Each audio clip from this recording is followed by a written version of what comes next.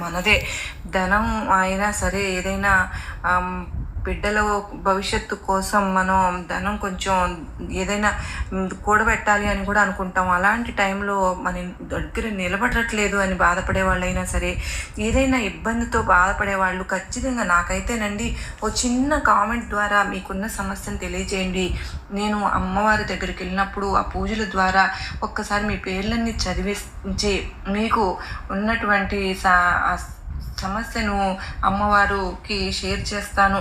ఇక అమ్మవారి సందేశం విషయానికి వస్తే అండి ఇలా అంటున్నారు, బిడ్డ రేపు వచ్చే శుక్రవారం రాత్రి 12 గంటల సమయాన్ని ఎట్టి పరిస్థితుల్లోనూ వదులుకోకు, మిస్ చేసుకోకు. వదులుకున్నావు అంటే జీవితాంతం బాధపడతావు. ఎందుకు అంటే వచ్చే శుక్రవారం రాత్రి 12 గంటలలో లాంగ్ వీడియో పోస్ట్ చేశాను ఫ్రెండ్స్. చూసి మీకు వీడియో నచ్చినట్లయితే చిన్న లైక్ ఇచ్చి సపోర్ట్ చేయండి.